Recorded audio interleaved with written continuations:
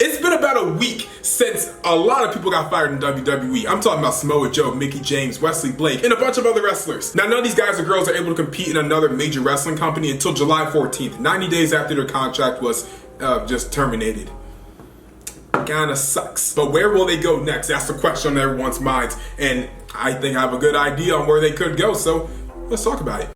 Impact Wrestling, everyone's favorite #2 wrestling company, if you don't count AEW or New Japan, maybe even MLSW or NWA or Ring of Honor, depending on what you like. Everyone's 4th to 5th favorite wrestling company. Last year we saw that Impact Wrestling will scoop up people that are recently fired by WWE. And there's nothing to be ashamed of when doing that either, because if you have great talent that's available, you sign them.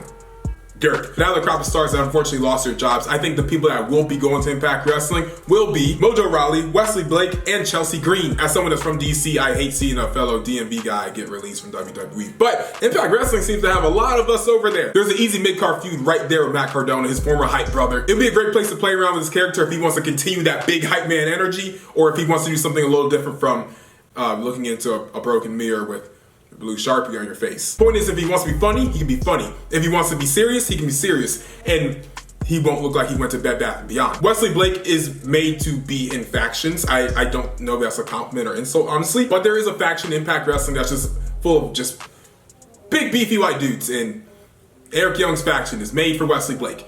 He's a big faction boy. And Eric Young got a faction. Yes, sir. Chelsea Green has a lot of history in Impact Wrestling. Also, she's married to one of their current signees, Matt Cardona, aka Zack Ryder. Seeing her get a big adios was honestly a real shame, because there's so much potential in her that we just didn't get to see on the main roster. She can go back to being a hot mess. She can regain her Knockouts championship. And there's a new tag team division that if she gets a partner, they can go after those championships. Because her potential in WWE just wasn't recognized besides her run with the TNA Zack Ryder that's now in NXT. So now he's the NXT Zack Ryder, because the WWE Zack Ryder is now TNA, so he's a TNA Zack Ryder. The point is, Chelsea Green needs to return to the home of the TNA GFW Impact Zone.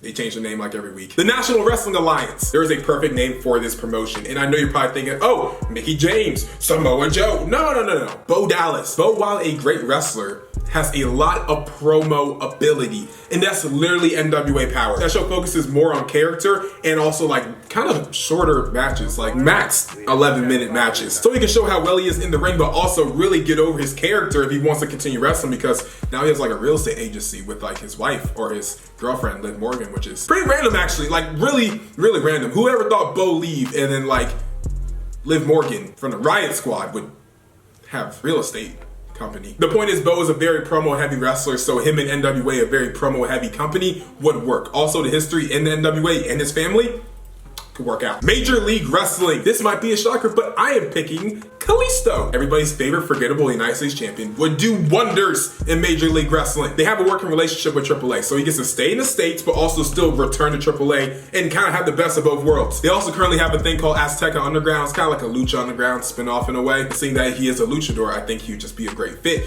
Also, MLW's middleweight division is freaking great. I mean, they have some of the best talent in there. Jordan Oliver, Myron Reed, Laredo Kid, Leo Rush is the champion. Those matches versus Kalisto would be bangers. And finally, the big one, AEW, All Elite Wrestling. I hate being the person who's oh, they got fired from WWE. AEW they go. That's kind of lame, right? But for AEW to not sign these talents, these top tier entertaining talents, would be criminal. Mickie James, I'm going to give basically the same reasons for all 3 or 4 of these talents. Big name, who's very entertaining, deserves to be on a national stage, the biggest stage possible outside the WWE. But for Mickie James, she could be a coach for the women's division, a division that's becoming really good. I mean, Red Velvet, Thunder Rosa, Britt Baker, Nyla Rose, they have some amazing talent there. Also, they have a working relationship with the NWA, and with her husband kind of being, the world's champion, she can kind of have the best of both worlds of working with the NWA. Also, while being on a big stage where she deserves, because she's a Hall of Fame worthy wrestler. Also, with Serena Deeb being on AEW and also being the NWA World's Women's Champion or Women's World Champion. That name is confusing. Imagine the prestige of Mickie James holding the NWA Women's Women's title. Peyton Royce and Billie Kay, same reason as Mickie. They're too entertaining. They're very well known. They deserve to be on a national stage. Now let's talk about why they should. One, the fact that Billie Kay got fired is criminal, because now the phrase "you gotta be joking me" it hits a little different. I'm not gonna cry. These two being in AEW just makes sense. It adds a big name to the women division, which they always need. Peyton's husband, Shawn Spears, is already in the company, so bada boom, there's already a way in if you weren't already entertaining enough to get in, which they are, because the Iconics were freaking iconic. Also, Impact has a Knockouts tag team division, and who's like the most iconic women's tag team right now?